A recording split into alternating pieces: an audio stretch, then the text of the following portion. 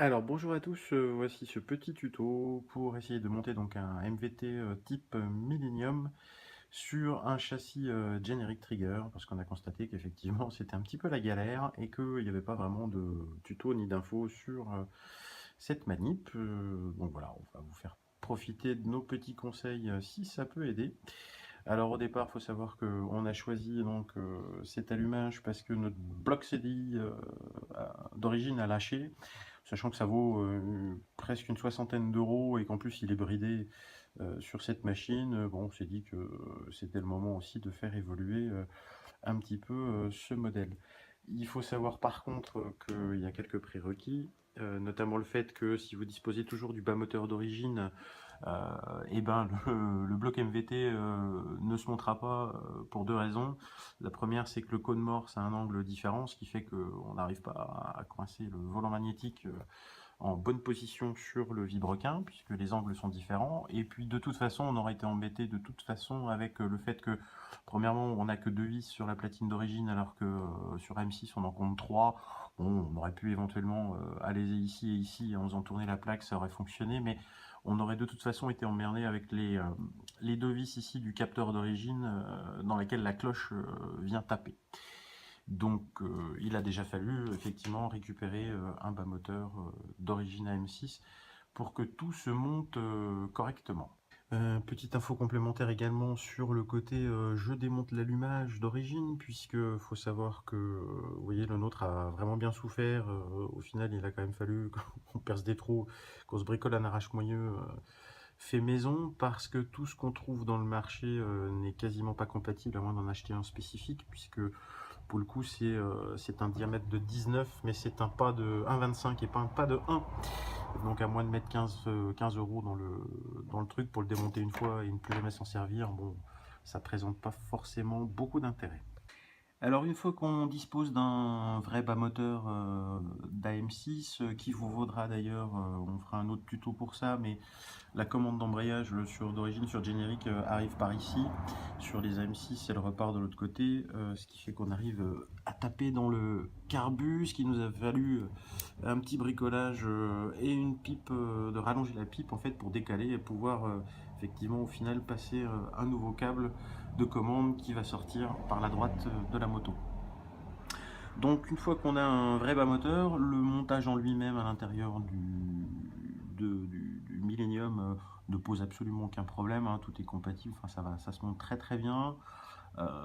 On avait auparavant donc un connecteur 4 broches qui sortait de l'allumage d'origine, qui comportait donc trois fils pour la gestion de l'allumage et le fil aussi du témoin du neutre qui vient se reprendre en fait ici, qui est à l'origine gris. Nous, bah, on l'a coupé, on a viré le connecteur, on l'a remplacé. Bon, bah là, il se trouve il est marron, mais le principe est identique.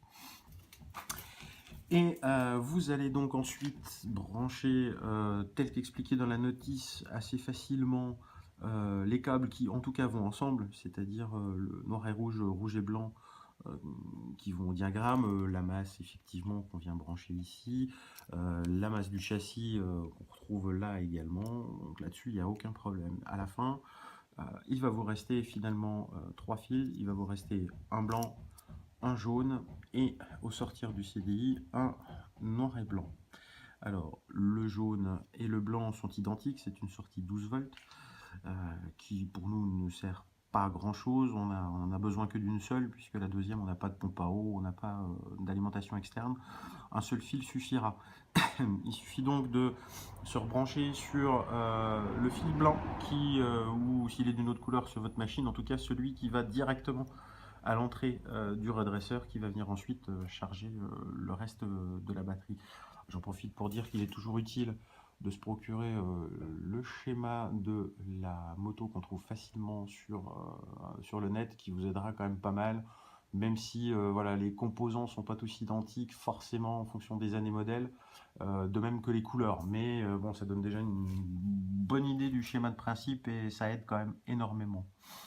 Au niveau de l'installation, on notera juste que la bobine MVT est un petit peu plus grosse, elle est plus profonde surtout que l'origine. Donc ici, il a fallu qu'on vire les supports à coups de meuleuse pour repercer légèrement de biais afin de décaler le centre plus vers l'intérieur du cadre pour pas que ça gêne quand on va revenir mettre le réservoir par-dessus. Donc voilà, on a branché donc le circuit d'alimentation pour l'éclairage, le reste est à la masse et il nous reste donc le fameux fil de coupure moteur qui sort du diagramme, qui lui d'ailleurs se loge parfaitement dans l'ancien, hein, sans aucun souci, il n'y a pas d'adaptation à prévoir. Et donc on se retrouve avec le fil de coupure. Alors il faut savoir que les allumages MVT fonctionnent par mise à la masse, c'est-à-dire que la coupure moteur s'opère à partir du moment où ce fil est relié à la masse. Ce qui est exactement l'inverse du fonctionnement normal de cette moto qui, elle, dispose d'un plus après contact où on va retrouver finalement donc le fil rouge et blanc qu'on va retrouver un petit peu partout sur la moto et qui va donc alimenter tout ce qui prend du courant, type klaxon, ventilo, etc. etc. Donc il va falloir envisager de changer le Neumann. Alors on en profite aussi pour dire que lorsque vous virez tout ce qui va être CDI, en fonction de vos années modèles également, il se trouvait que celle-ci était catalysée, donc au sortir du CDI, on avait toute une connectique qui partait à l'intérieur de la moto et qui venait en fait gérer toute la partie catalyseur qui pour le coup ne nous sert absolument à rien. C'est tout ce qu'on va trouver en fait ici qui sortait bien de l'ancien CDI et tout ça je vous engage à tout virer, à reprendre toutes les épissures, à les ouvrir et à couper ce qui dépasse, hein, aussi bien au niveau du plus paralyme que au niveau des masses. Ça vous évitera pas mal de problématiques de mise à la masse intempestive et d'absence finalement d'étincelles.